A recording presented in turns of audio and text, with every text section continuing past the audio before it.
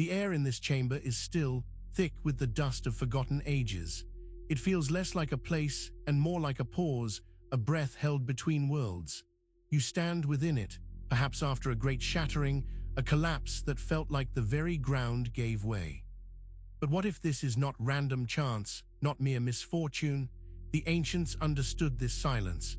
They saw it not as an ending, but as a divine measure, a moment to weigh all that was.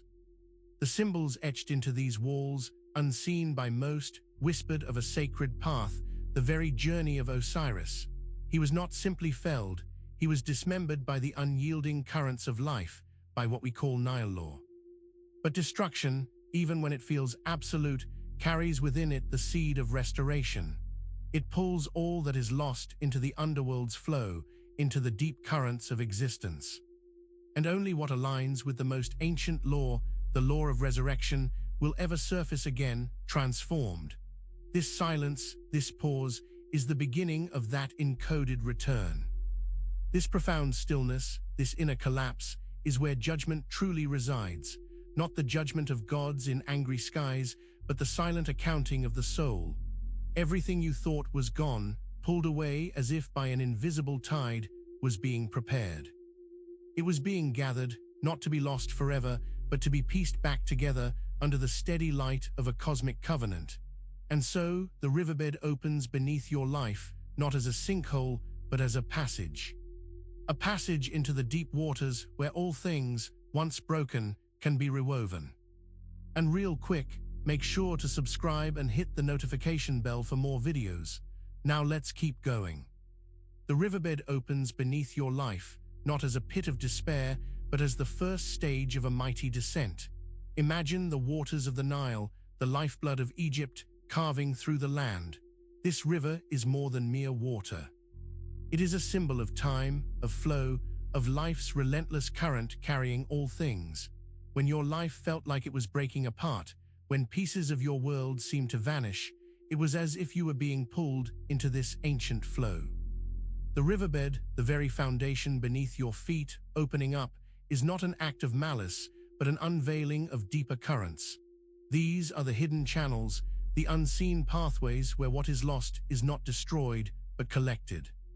They are the cosmic arteries, carrying the fragments of your former existence into a purifying darkness, preparing them for a rebirth that transcends mere survival.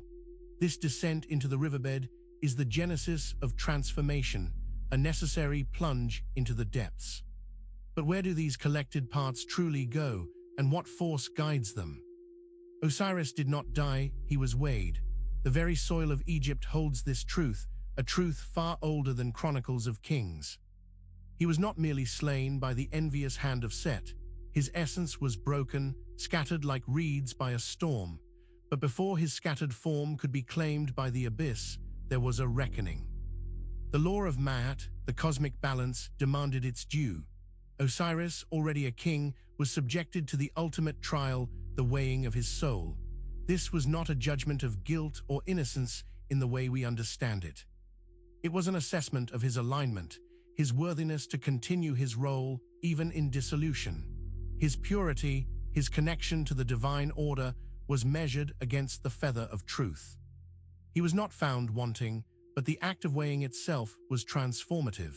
It revealed that even in his shattered state, his core remained true. This weighing is the crucial step, the divine audit that declared his potential for restoration, setting the stage for his journey beyond mere existence into a new form of divine life. The scales of Ma'at do not condemn, they reveal the readiness for what comes next. But what force could possibly gather and reassemble such scattered divine substance? The current that carried the parts was intelligent.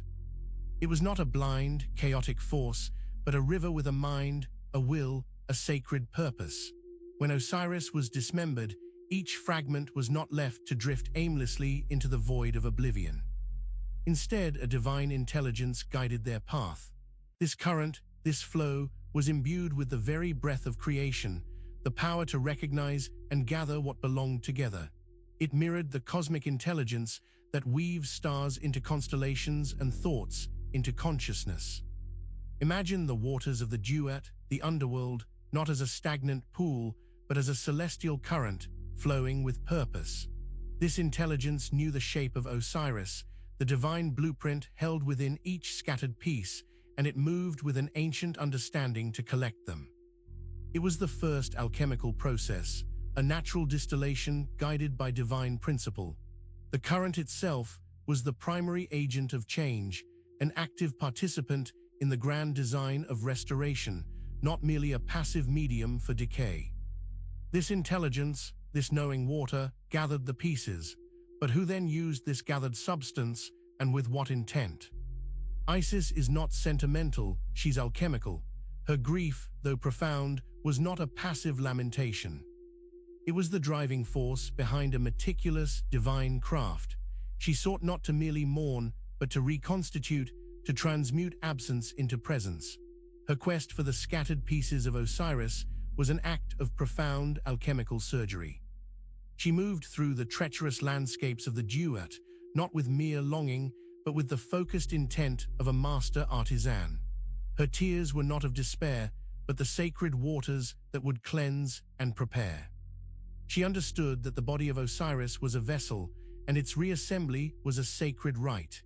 Each piece she found was not just recovered, but was infused with her own divine magic, her breath of life, and her unwavering covenant.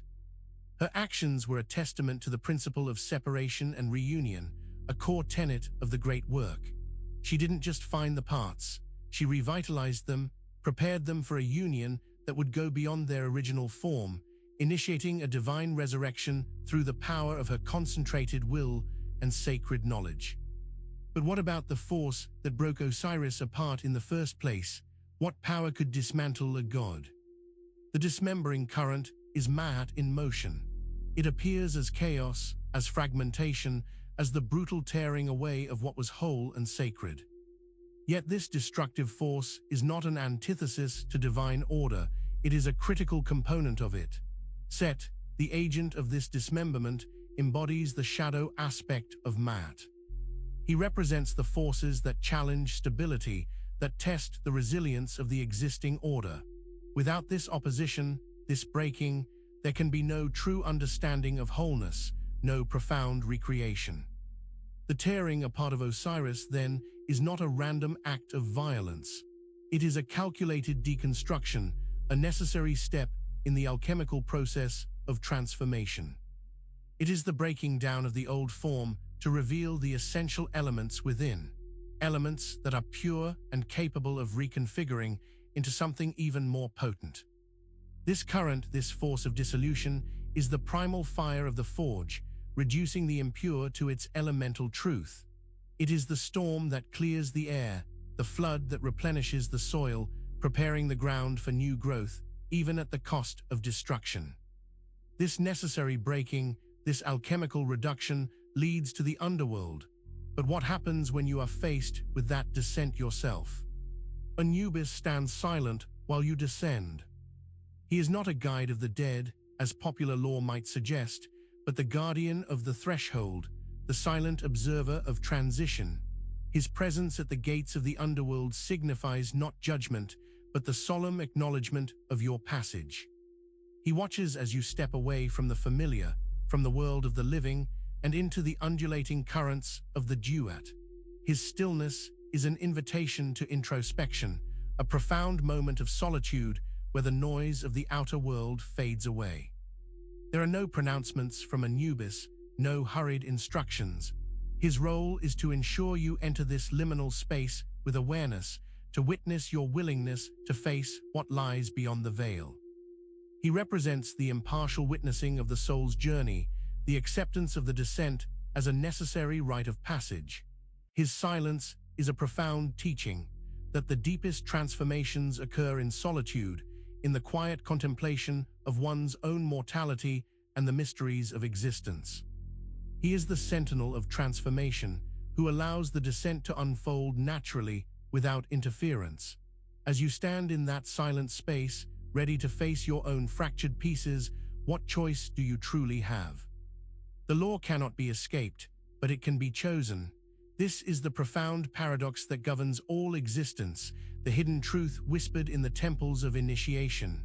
The laws of the cosmos, the currents of Ma'at, the cycles of death and rebirth are immutable. You cannot wish them away, nor can you build defenses strong enough to truly evade their influence. They are the operating system of reality, the fundamental principles that govern every atom, every soul, every star. However, within this inescapable framework lies a divine freedom, the freedom of choice. You can choose to resist these laws, to fight against the natural currents, and in doing so, create friction, suffering, and prolonged fragmentation. Or you can choose to align with them, to understand their flow and willingly surrender to their transformative power. This is not defeat, but mastery. It is recognizing the divine pattern and choosing to participate with intention, allowing the currents that once broke you to now carry you toward renewal. This act of choosing is the essence of agency, of becoming a co-creator with the divine will. But what is it that we are choosing to align with, and what is left behind? Your old identity was a cloak, not a core. When the riverbed opened beneath your life, and the currents of dissolution began to pull, it was not your true self that was endangered, but the layers you had accumulated, the roles you played, the stories you told yourself. This identity, this cloak, was woven from experiences, societal expectations, and personal histories. It provided comfort and definition, but it was not your eternal essence. The dismemberment, the breaking apart, was the shedding of this outer garment, a necessary exposure of the soul beneath. The alchemical process of Osiris and the journey of the soul through the duat mirrors this stripping away. The fragments that are gathered are not the memories or the social roles, but the pure, elemental aspects of being. To choose alignment with the law is to accept the shedding of this cloak. It is to recognize that the pain of its removal is the pain of liberation, the freeing of the true self from its circumstantial bindings, allowing the core to be revealed and prepared for reassembly. The body reassembles only by divine pattern. The fragments of Osiris, gathered by Isis, did not spontaneously knit themselves back together. Their reunion was guided by an ancient, perfect blueprint, a cosmic blueprint that existed before the world itself. This pattern is not static. It is a living, breathing design, a divine matrix that holds the potential for every form, every consciousness. When the pieces were brought together, they were recognized and aligned according to this inherent pattern, this sacred geometry of existence. This is the essence of alchemical union. It is not mere aggregation of parts, but the restoration of a divine template. The understanding is that each of us, like Osiris, carries within us this innate pattern, this perfect blueprint of our soul's true form. When life's currents dismember us, it is this divine pattern that calls the scattered pieces home. It is the inherent knowing within the fragments, guided by the cosmic intelligence, that dictates how they must reconnect to recreate not just what was, but something that resonates with a higher truth. This reassembly is a testament to an order far greater than chaos. But for this divine pattern to manifest, a crucial element of the soul must be lighter than the past. The heart must be lighter than the past. This is not a metaphor for emotional detachment, but a profound alchemical truth. The heart, the seat of our being, carries the weight of every experience, every attachment, every unresolved emotion. If this weight is too great, if it is heavier than the pure potential of the future, then the divine pattern cannot fully manifest. The past becomes an anchor, preventing the soul from rising to its destined reassembly. The weighing of Osiris's heart against the feather of Ma'at is symbolic of this. It is the assessment of purity, of freedom from the undue burden of earthly attachments and regrets. To achieve lightness, one must confront and transmute these weights. This requires a courageous examination of what holds us back, what binds us to past hurts, and a conscious release of those energies. Only then can the heart become a vessel for the divine pattern, capable of aligning with the currents of resurrection, rather than being dragged down by the undertow of history. This lightening process is arduous, and sometimes a more potent force is needed. Sekhmet burns what cannot resurrect. She is the fierce aspect of the divine feminine, the lioness whose roar shakes the foundations of existence. Her fire is not one of destruction for its own sake, but of purification, of incinerating the dross that prevents genuine renewal. Where Isis gently gathers and reassembles, Sekhmet decisively purges. She is the alchemical fire that burns away illusions, attachments, and the residue of suffering that clings to the soul. Her gaze penetrates the deepest shadows, and her breath is the inferno that refines. This fire is essential. It transforms the raw material of our experiences, the scattered pieces of our lives, into something pure and potent. What cannot be redeemed, what cannot be assimilated into the divine pattern, is consumed by her relentless, clarifying flame.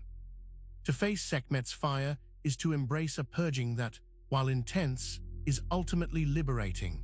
It is the necessary immolation of the old self, the burning away of all that prevents true resurrection, making way for the emergence of a radiant, unburdened being. The eye does not search, it recalls. The eye of Horus, the eye of Ra, these are not merely symbols of vision in the human sense. They represent a higher form of perception, one that bypasses the limitations of the physical and penetrates to the very root of reality. This divine eye sees not with the intent to discover something unknown, but with the power to recall what has always been.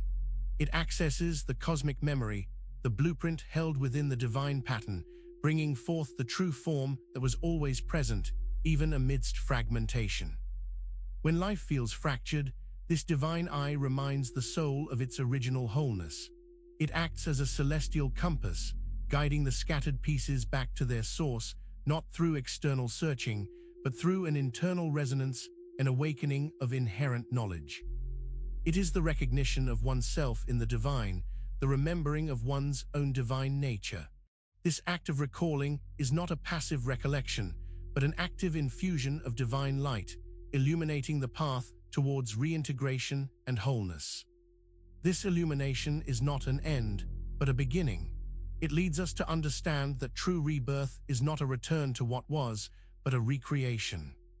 Resurrection is not return, it is initiated alignment. The fragments of Osiris reassembled by Isis and purified by Sekhmet do not form the exact same being that was shattered. A profound transformation has occurred. The divine pattern has been re-established, but now it vibrates at a higher frequency, imbued with the wisdom of the underworld and the power of its dissolution. This is the alchemical leap, the transmutation of the ego-bound self into a spirit-aligned being. It is not a simple restoration of the past, but an initiation into a new state of existence, aligning with cosmic laws that were previously veiled. The resurrected Osiris is not just alive again. He is a divine archetype of rebirth, a testament to the enduring power of spirit over disintegration. This resurrection is an initiation, a conscious stepping into a higher potential, a realignment with the eternal currents of life and divine purpose. It is the process of becoming, of embodying the divine pattern with full awareness, moving from fragmentation to a unified, ascended state of being, a direct reflection of the greater movement of the cosmos. The current never ends, it awakens lore in you. The river that carried Osiris, the currents of the duet, the fire of Sekhmet, the vision of the eye, these are not isolated events in a distant past. They are eternal processes, continuously flowing, continuously shaping and reshaping reality. The significance of Osiris's journey lies not just in his restoration, but in the inherent laws that govern it. These are the laws of disintegration and reintegration, of judgment and purification, of loss and reawakening. These are the very laws that operate within your own consciousness, within your own life. When you experience dissolution, it is the cosmic current at work, preparing you for a higher alignment. When you face inner fire, it is Sekhmet's purification, burning away what cannot resurrect. The ultimate revelation is that these divine laws are not external forces acting upon you, but are awakening within you. You are not merely a passive recipient of these cosmic movements. You are an embodiment of them, a vessel through which these eternal laws express themselves, continually evolving and transforming. The journey of the gods is your journey, an ongoing dance of dissolution and divine creation. Now make sure to subscribe for more videos and hit that notification bell so you never miss a new video. We'll see you in the next one.